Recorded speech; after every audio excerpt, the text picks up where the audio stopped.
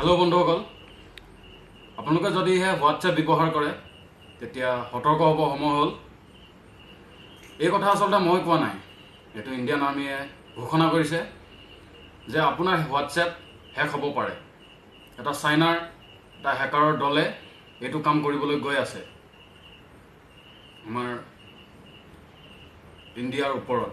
কাৰণ আমি India internet ইউজৰ ক্ষেত্ৰত দ্বিতীয় পজিশ্যনত আছোঁ আৰু চাইনা হৈছে প্ৰথম।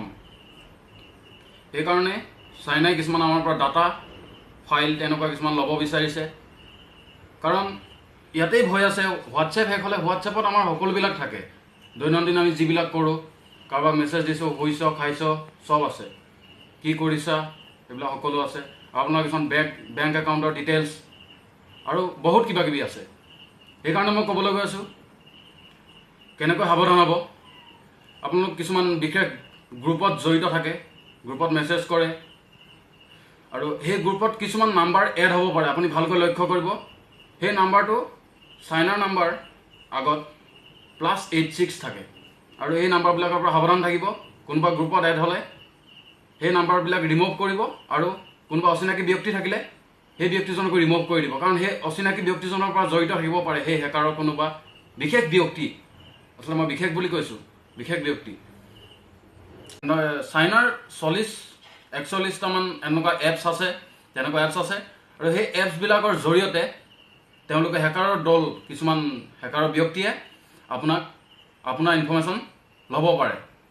সেইকাৰণে দুটামানৰ নাম কৈ দিছোঁ, UC নিউজ যেনেকৈ, নিউজ ডগ আৰু কিছুমান আপোনালোকে আপোচ তেনেকৈ ব্যৱহাৰ কৰে ব্ৰাউজাৰ, আৰু ভিভা ভিডিঅ' তেনেকৈ আপোনালোকে ইউজ কৰে, আৰু বিউটি প্লাছ আৰু তেনেকৈ ইমান মই নকওঁ, ডেছক্ৰিপশ্যনত দি দিম সকলোবিলাক।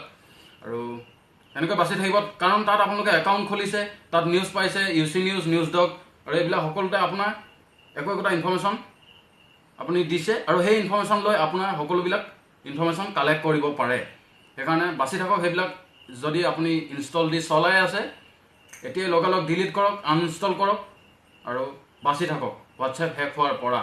কাৰণ হোৱাটছএপ হেক হ'লে আপোনাৰ বহুত ক্ষতি কৰিব পাৰে। আপোনাৰ বেংক একাউণ্টৰ পৰা আদি কৰি সকলোবিলাক পাৰ্চনেল কিবা থাকিব পাৰে আপোনাৰ হোৱাটছএপত, এইবিলাক সকলো লিক কৰি দিব পাৰে তেওঁলোকে। সেইকাৰণে বাছি থাকক, আশা কৰোঁ ভাল পাব। আৰু লাইক নকৰিলেও নাই, কিন্তু এই ভিডিঅ'টো শ্বেয়াৰ কৰিব যাতে সকলোৱে এই ভিডিঅ'টো পায়।